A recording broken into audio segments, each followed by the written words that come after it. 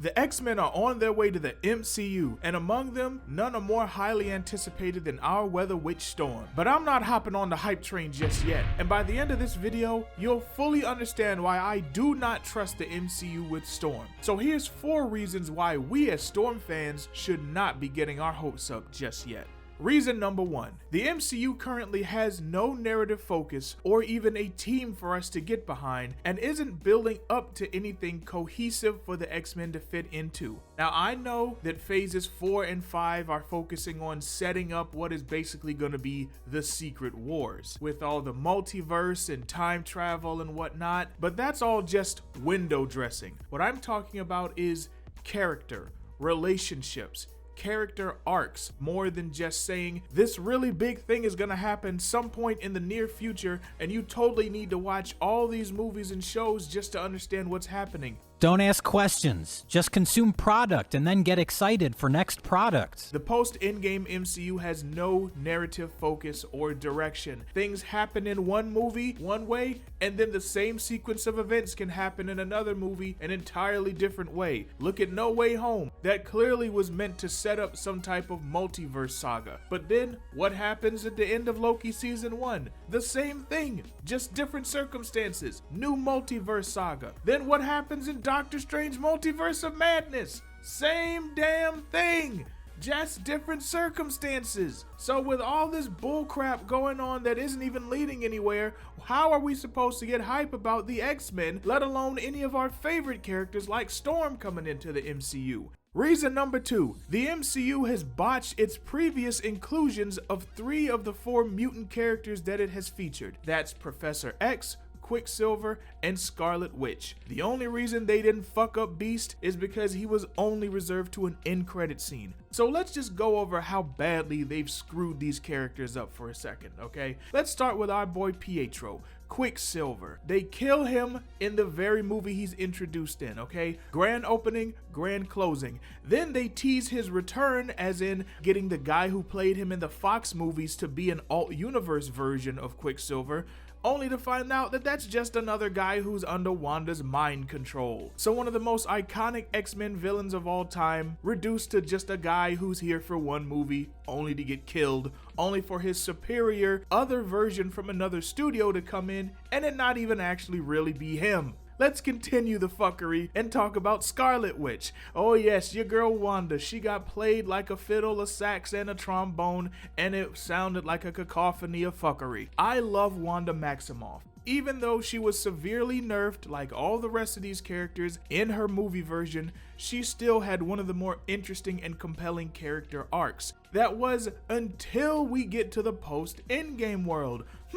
I'm noticing a pattern here. Are you? So now we have to take her on this faux tragic fallen hero arc where she becomes bad and enslaves an entire town in her own little pocket universe mentally before letting them go, suffering no consequences, learning no lessons from what happened, not growing as a person. But don't worry guys, because it gets worse. Now we get to see her become even more evil, starring right alongside Doctor Strange. Now it's time for her to want to kill a teenager so she can steal her powers and go to another dimension where her fictional kids are actually alive, take over that Wanda's place as their mother because she misses her fake kids oh so much, guys. So much that she's willing to kill off every magical and mystical being that would dare stand in her way, including the next person we're gonna cover on this assassination hit list of X-Men characters. Professor X, Charles Xavier, once again doing this whole bullshit of we're gonna bring over the people from the X-Men franchise and Fox just to do them dirty, okay? I remember watching X-Men with my cousin Jamal back in the day, and then a commercial for Star Trek The Next Generation came on, and we both looked at each other and went, hey, if they ever do a live action X-Men movie, that needs to be Professor X. And then a few years later, he was Professor X. Only thing he needed was the yellow floaty chair. And what do they give him when he comes into the MCU? They give him the yellow floaty chair. Now, is it for him to actually introduce how the X-Men will come into the universe? No. Is he an otherwise capable leader or powerful mind that will help the good guys defeat the new big bad? No. What is he? He's a member of the Illuminati, all of whom get showed up just to get blown up. He gets to get murdered inside his own mind. They brought Professor X into the MCU and made him look perfect and even be played by the same guy who played him brilliantly before just to snap his neck. Okay. Are you starting to see why I'm not too fond of what they might do with Storm? Speaking of what they're gonna do with Storm, reason number 3.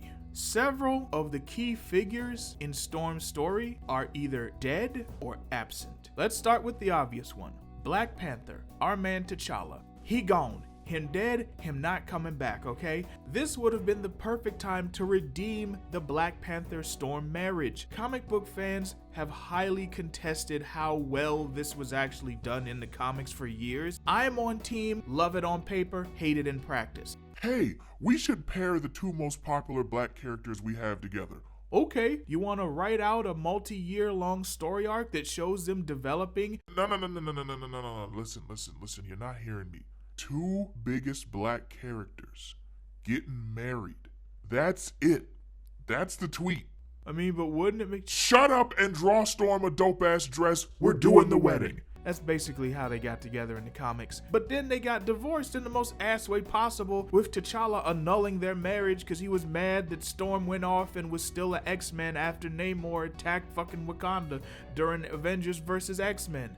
And this would have been the perfect opportunity to do all the stuff the comics didn't do and give their relationship the space it needs to actually have some weight behind it and made it good.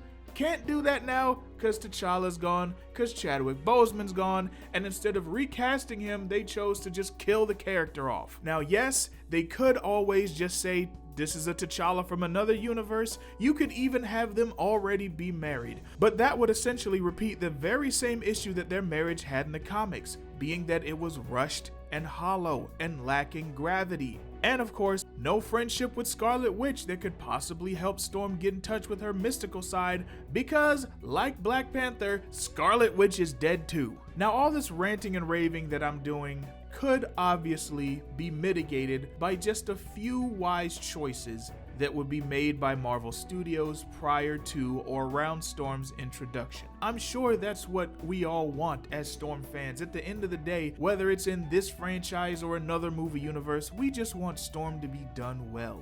That is what the fans want, which leads me to my 4th and biggest reason why I am terrified to see what Storm looks like in the MCU. The MCU is currently run by people who would rather do the exact opposite of what fans want and antagonize them than give them what they want/ask for. Loki had his own show, and you were gonna take him on time-traveling adventures. That should have been an easy win.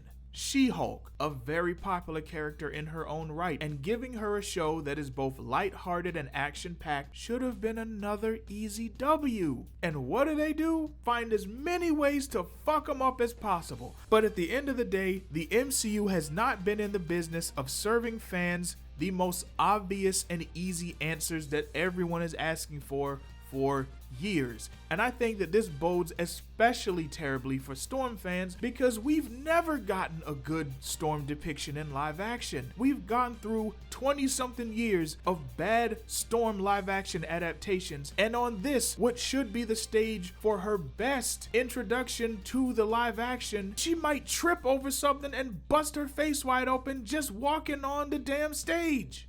There's so many ways this can go right, but there are infinitely more ways it could go wrong in my opinion. And I'm sure a lot of y'all watching this video can think of some that I haven't even mentioned. Let me know in the comments, what do you think is actually gonna be Storm's introduction to the MCU? Do you have any hope at all? Because there are some things that they could do to potentially get this right, but they are non-negotiable, right? There are some things that must be done regardless of who does it, regardless of which studio does it, if they're gonna get this live action Storm right. And that's exactly what I'll be talking up in the follow-up to this video. In the meantime, here's another video about our favorite weather witch that I think you'll enjoy. Give it a watch, and until next time, keep simping.